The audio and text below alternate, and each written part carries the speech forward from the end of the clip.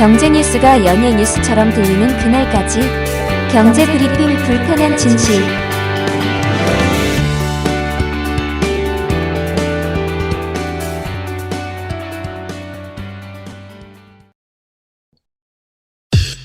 EPD의 픽.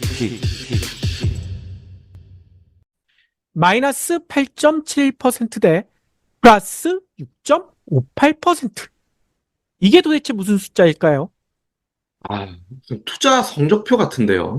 맞습니다. 바로 우리나라 코스피와 일본의 니케이 지수 올 들어 성적표예요. 어허. 아니, 가위바위보에서도 절대 지면 안 되는 일본에게 우리가 이렇게 처참하게 밀리고 있습니다. 아니, 도대체 이유가 뭘까요? 그리고 앞으로 개선될 가능성이 있을까요? 결론부터 얘기하면 여기에는 낙수와 분수, 이런 결정적인 차이가 있는데요. 도대체 그게 뭘까요?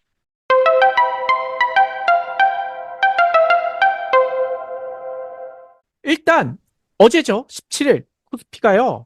전일보다 61.69포인트, 그러니까 2.47% 떨어진 2435.9 이렇게 거래를 마쳤거든요. 올해 들어 12거래일 중 무려 10거래일 하락 마감. 이렇게나 많이 하락을 했어요. 그러게요. 이 코로나 때 이후로는 처음인 것 같아요. 그러니까요. 뭐 오늘은 녹음하고 있는 오전 9시 50분 현재 0.46% 살짝 오르긴 하지만 이게 장이 어떻게 될지 아직 모르는 상태죠. 아무튼요, 어제까지 스코어 보면 새해 첫 거래일부터 어제까지 무려 8.7%가 하락. 연말에 산타넬리다라고 언론들이 부추겼는데 그 상승분 다 반납했다고 합니다. 그래서 지금 지수가요, 지난해 11월 중순 이것과 비슷한 수준까지 떨어진 상태예요. 반면에 일본의 니케이 255 지수 어제요 141.43포인트, 그러니까 마이너스 0.4%가 떨어졌거든요. 그래서 35,477.75. 아니, 일본도 떨어진 거 아니야 하실 수 있는데요. 올해 들어서 일본은 연초에 많이 쉬었잖아요. 9거래일 중 하락 마감은 3번밖에 없었어요. 어제까지 포함해서도요. 네. 6일이나 상승했었다는 겁니다. 그리고 녹음하고 있는 시간, 지금 현재도 0.14% 상승하고 있고요. 아무튼요, 니케이 지수는요, 올 들어 6.58%가 올랐습니다. 지난해 10월 30일만 해도 3536.29였거든요.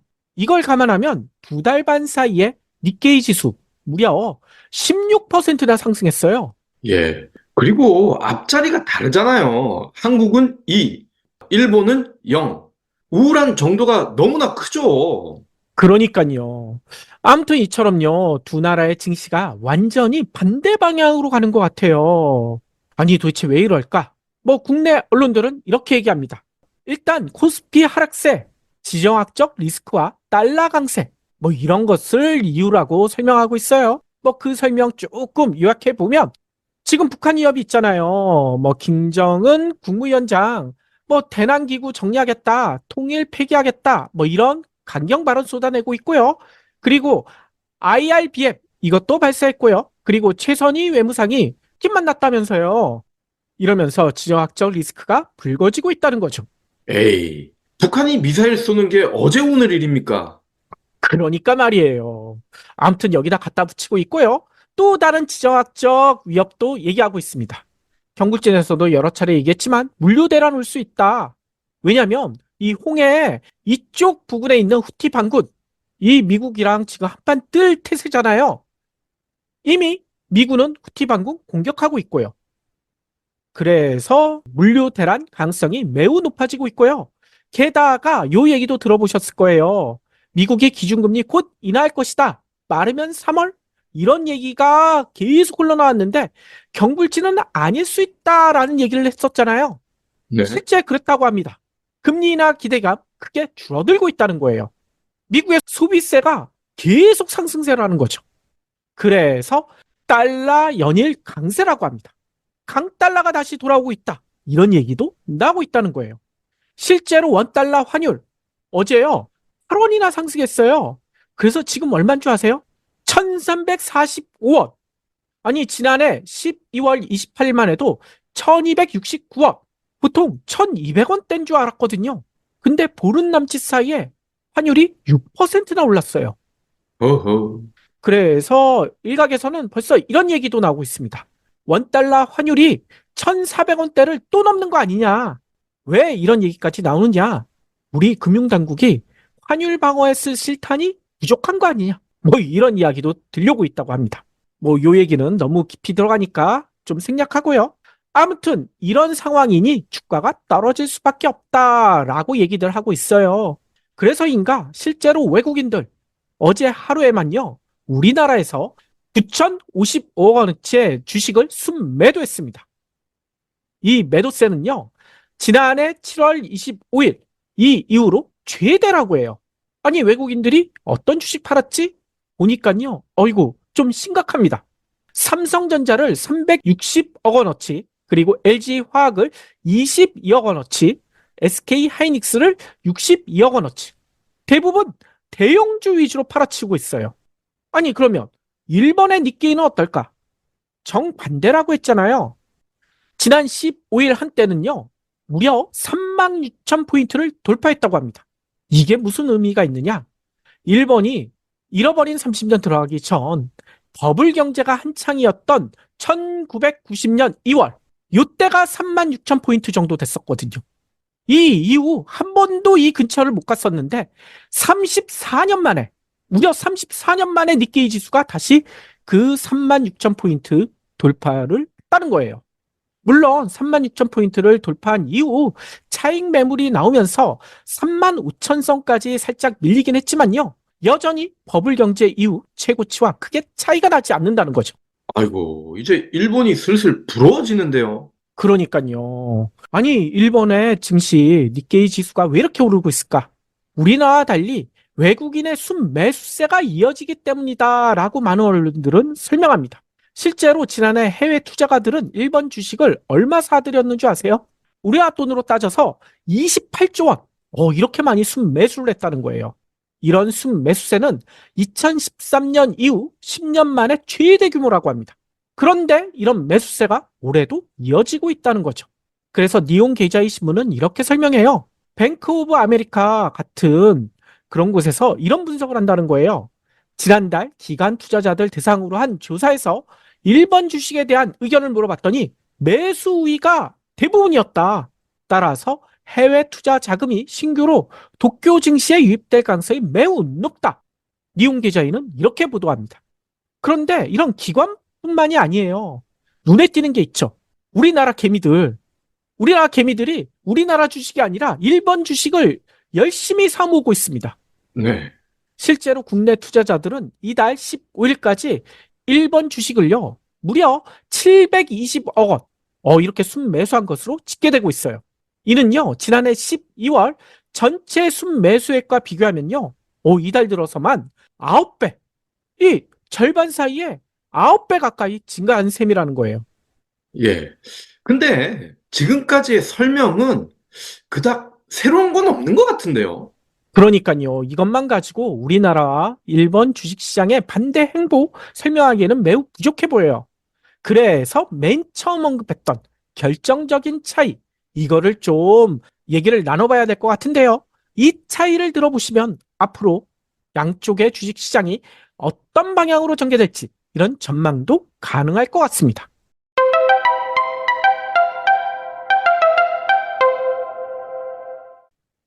일단 양국은 모두요 주식시장 부양하기 위해서 지금 열심히 노력하고 있어요. 우리 정부도 일본 정부도 각자만의 부양책을 꺼내들었거든요. 그런데 놀랍게도 정반대 방향의 부양책이에요. 일본은 군수 효과를 노리고 있고요. 우리나라는 낙수 효과를 노리고 있다는 겁니다. 일단 하나씩 설명드려보면 일본 정부 주식 투자 활성화 차원에서 2013년에 도입한 제도가 있거든요. 소액 투자 비과세 제도. 요것을요, 올 들어 개편했다고 합니다. 그래서 어떻게 했느냐? 비과세 연간 투자 상환액을요, 기존에는 100만 엔이었거든요. 이거를 360만 엔으로 올려줬어요. 우리나라 돈 따지면 한 3,200만 원 정도 되죠. 그리고 누적 납입 함도 역시 600만 원에서 1,800만 원으로 상향 조정했다고 합니다. 그런데 이렇게 상향 조정한 그런 투자에 대해서 나온 이익 어떻게 되느냐? 평생 세금 없음. 오. 평생 세금을 물리지 않는다는 거예요. 아니, 이렇게 한 이유가 뭘까? 이유가 있습니다. 1번, 지난해 6월 기준으로요, 가계금융자산이 얼마가 있는 줄 아세요? 1억 넘는 그 인구가요, 2,115조 엔, 우리나라 돈으로 1경 9,200조 엔, 이렇게 가계금융자산이 묶여 있다는 거예요. 그래서 1번 정부는 이 가계금융자산 중 절반가량만 이 주식시장으로 가지고 오면 주식시장 대박 날 수 있어. 이렇게 판단했다는 거죠. 네. 뭐냐면 1번 가계, 그러니까 서민들이 가지고 있는 금융자산 딴 데 묻히지 말고 은행이나 이런 데 넣어놓지 말고, 또 1번은 은행도 아니라 마이너스 금리이기 때문에 장판 밑에 뭐 금고에 넣어두는 경우가 너무나 많잖아요. 그 돈을 꺼내서 주식시장에 넣어라. 바로 분수처럼 솟아오르게, 이걸 노리고 있다는 거예요. 네. 이렇게 많은 돈, 1번 정부가 지금 목표로 한 돈은 우리나라 돈으로 1경 130조 원 정도 되거든요. 앞서 가계금융자산의 절반 정도니까요. 이 돈이 일본 주식시장에 들어오게 된다면 정말 분수처럼 솟아오르면서 주가도 같이 올라가지 않을까. 이런 생각이 충분히 가능할 수가 있잖아요. 그렇죠. 그리고 거래소 차원에서도 열심히 하고 있다면서요. 그러니까요. 이것도 중요한 것 같아요. 도쿄증권거래소. 이미 지난해 4월부터 증시를 띄우기 위해서 여러 가지 노력을 했는데 그 중에 대표적인 것이 이겁니다. 일본의 상장사 3,300곳에 공문을 다 보냈다는 거예요. 이거 안 지키면 너네 재미없어. 뭐 이런 의미도 담겨 있었겠죠. 근데 그 공문에 어떤 내용이 들어있었느냐? 주식 공부하신 분들 다들 아실 거예요. 주가 순자산 비율 이런 게 있잖아요. 뭐 PBR이라고 하죠. 네. 이 PBR이 1배를 밑돌 경우, 1배가 안 될 경우 그건 문제가 있는 거 아니냐. 니네 주주들에게 잘못하는 거 아니냐. 따라서 1배를 밑돌 경우에는 주가를 올리기 위해 구체적인 방안을 공시하고 실행하라. 공시까지 하고 실행하라. 이렇게 주문을 했다는 거예요. 근데 이거 모르시는 분들 위해서 살짝 설명을 드려보면 PBR은 주가를 주당 순자산으로 나눈 거잖아요. 그런데 1 미만이다. 이러면 뭐 간단히는 이렇게 생각하시면 됩니다. 현재 주가가요, 장부상 가치에도 미치지 못할 정도로 저평가돼 있다. 이런 의미라는 거예요. 그러면 PBR을 올리려면 어떻게 해야 될까? 간단히 설명드려보면 이거예요. 분자를 올리거나 분모를 낮추면 되잖아요. 네. 그래야 PBR이 올라가죠. 근데 그 방법이 순이익을 올리거나 순자산을 내리면 되거든요. 요거는 나중에 공식 보시면 충분히 이해하실 수 있습니다. 그러면 이렇게 하려면 어떻게 해야 될까? 일단 1번 기업들 순이익을 올려야 되잖아요. 순이익을 올리는 여러 가지 방법 중에 가장 대표적인 게 투자를 늘리는 거잖아요. R&D를 늘린다는 거예요. 물론 다른 방법도 있지만 이 R&D 투자를 통해 순이익을 늘리는 방법, 이게 가장 건전하게 기업들이 순이익을 늘릴 수 있는 방법이잖아요. 그런데 중요한 것은요, 이렇게 투자를 한다고 바로 순이익이 뭐 6개월 사이에, 1년 사이에 올라가는 경우는 거의 없지 않습니까? 따라서 순이익을 올린다는 것은 장기적인 프로젝트일 수밖에 없고요. 가장 간단한 방법, 순자산을 내리면 되거든요. 그러면 순자산을 내리려면 어떻게 해야 될까요? 배당이죠. 맞습니다. 배당을 늘리거나 또 한 가지 방법도 있어요. 자사주를 매입하면 돼요. 그러면 우리나라 재벌처럼 이 금고에 은행에 현금 쌓아둔 거 그거 다 빼서 배당을 주고 자사주를 매입하고 이러면 된다는 겁니다. 실제로요, 지난해 일본을 대표하는 도요타 자사주를 매입을 많이 했다라고 공시를 했는데 얼마를 매입했는 줄 아세요? 우리나라 돈으로 지난해 한 해 동안에만 44조 원을 매입했습니다. 와. 이러니 주가가 안 올라갈래, 안 올라갈 수가 없다는 거예요. 뿐만 아니라 도요타 말고도요, 5년 동안 자사주를 한 번도 매입하지 않았던 그런 기업들 중에 상당수가요, 도쿄 증권거래소가 강권을 하니 자사주 매입에 지난해 나섰다는 거죠. 네. 이러니 일본 주식시장이 화랑일 수밖에 없는데 얼마나 화랑이냐? 요 얘기도 드려야 될 것 같아요.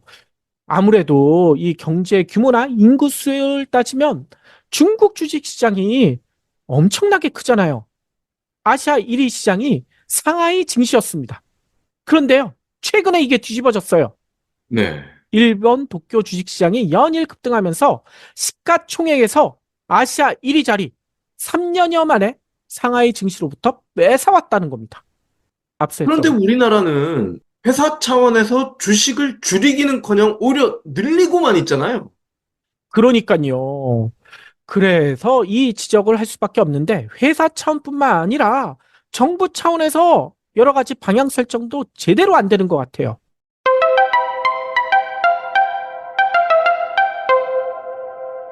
왜냐? 경제학적으로도 폐기 처분된 이 OECD마저도 이건 없다라고 얘기했던 낙수 효과 있죠. 박근혜 때 이 얘기했다가 개망신 당했던 그 낙수 효과. 아직도 현 정부에서는 매달리는 모습이라는 거예요. 네. 낙수 효과는 샤워실에서만 있습니다. 그러니까요. 예전 방송에서도 언급했듯이 윤석열 대통령 지난 2일에 한국거래소 증시 개장식에 참가했었잖아요. 그러면서 이런 얘기를 했다고 했죠. 글로벌 스탠다드 이거 언급하면서 금융투자 소득세, 이 금투세라고 하죠. 이거 폐지하겠다고 했잖아요. 그런데 어제 또 민생 토론회 기자들은 만나지 않고 이 민생 토론회 하고 있는데 여기서 또다시 금투세 폐지를 강조했다고 합니다. 뭐 이런 얘기를 했대요. 주식시장 발전을 저해하는 과도한 세제는 결국 중산층과 서민들에게 피해를 준다. 대통령령으로 할 수 있는 것이라면 정치적으로 어떤 불이익이 있더라도 과감하게 밀어붙이겠다. 과도한 세제들을 개혁하면 코리아 디스카운트를 근본적으로 해결할 수 있다. 이런 얘기를 했대요. 뭐 일각에서는 이거 맞는 얘기 아니냐 라고 얘기할 수도 있고요. 아니 그리고 세금 깎아주겠다는데 앞서 일본도 세금 깎아주는 거 얘기하지 않았느냐. 이거 마찬가지다 라고 생각하실 수도 있어요. 하지만요. 이 방향이 다르다는 거예요. 이 금투세 폐지로 실제 혜택을 입는 사람들은 누구일까요?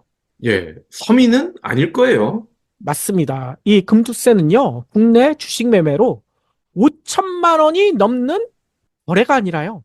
양도 차익을 거두면 그 초과분에 대해 세금을 물리는 거, 이거거든요. 근데 재미난 것은요, 연 5천만 원까지 수익 올리는 거, 이거는 기본공제해줘요. 네. 5천만 원이 넘는 거에 대해서만 세금을 매기는 거예요.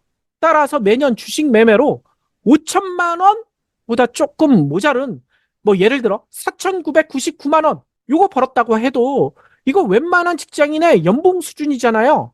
네. 그렇게 벌었다고 해도 세금은 한 푼도 내지 않습니다. 엄청나죠. 따라서 금투세를 내려면 주식 투자로 5천만 원 이상의 수익을 내야 되는데 한번 예를 들어 볼까요? 5억 원. 와, 주식 투자를 5억 원이나 하시는 분들이 얼마나 계실지 모르겠지만 이런 거금을 투자해서 1년에 10% 이상 수익을 내야 돼요. 근데 주식 투자에서 1년에 10% 수익? 이거 가능합니까? 거의 불가능하고 수익률을 예를 들어 5%로 잡는다면 들어가는 돈이 10억이 돼야 되겠죠. 그러니까요. 이건 개미들, 일반 투자자들에게는 말도 안 되는 얘기예요. 실제로 이 법을 만들었던 2020년 기준 과세 대상자가요. 15만 명에 불과했어요. 아이고, 15만 명 엄청 많은 숫자네. 라고 얘기하시는 분들도 계실 텐데 그거 아닙니다. 왜냐면요. 우리나라 주식 투자자 숫자가 몇 명인지 아세요? 5천만 인구 중에 주식 투자하시는 분들이 이렇게 많아요. 1,400만 명이나 됩니다. 네. 따라서 15만 명은요. 1%밖에 안 돼요. 1%. 나머지 99% 대부분의 개미들은 이 금투세와 전혀 관련이 없어요. 그런데 이런 지적이 있을 줄 알고 정부와 일부 언론들, 특히 경제지들 이렇게 강조합니다. 개미 투자자들 99%에게는 직접적인 혜택이 없다. 이건 맞다. 하지만 큰 손들이 세금 때문에 연말에 주식을 파는 일이 없어질 거 아니냐. 금투세 폐지해주면. 그러면 결국 개미들에게 이득이다.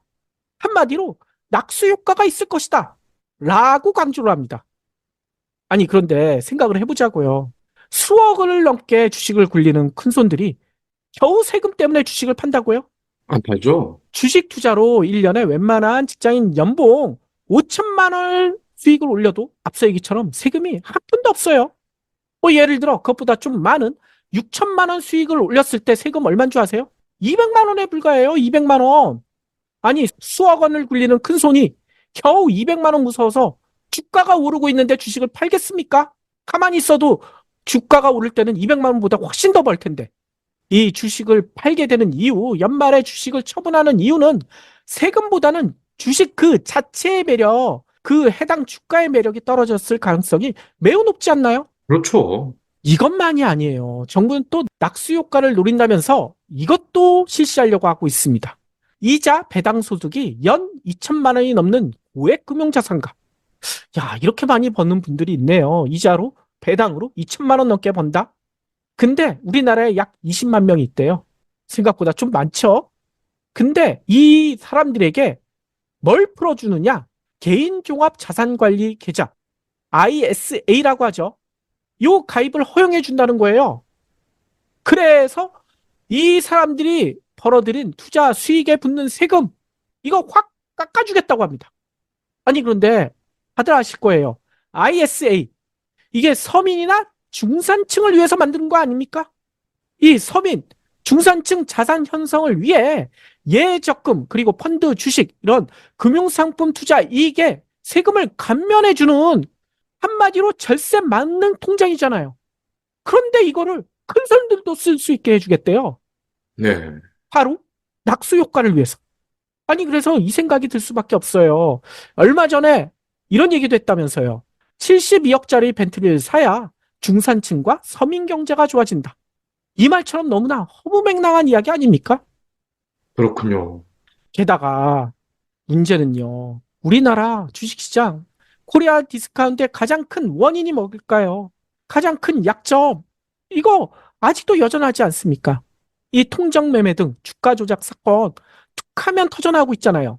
근데 이에 대한 조사는 물론이거니와 처벌도 유야무야되고 있죠. 뿐만 아니라 오너 총수 일가의 사익 편취, 이런 내용도 심심치 않게 나오고 있고요. 그런데 이에 대한 제재가 미흡한 현실. 이게 바로 코리아 디스카운트의 본 모습이 아닐까요? 그렇죠. 코리아 디스카운트만 놓고 본다면 김정은보다는 재벌이 더 문제예요. 그러니까요.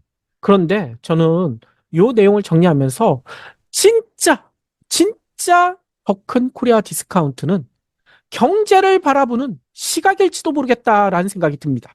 분수 효과를 믿고 서민층의 세금을 깎아주는 일본과 달리 낙수 효과만 맹신하면서 큰손들 세금부터 깎아주는 우리나라. 이게 바로 코리아 디스카운트 아닐까요? 양국의 지금 현재 행보의 결과가 어떨지는 여러분들 상상에 맡기겠습니다. 안 봐도 유튜브죠.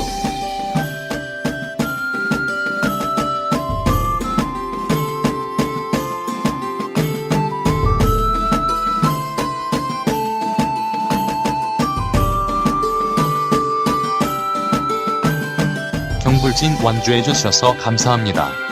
하트 투척, 댓글 남기기, 링크 공유, 계좌 후원 등 경불진 부 PD에게 힘을 보태주세요. 더 좋은 내용으로 보답하겠습니다.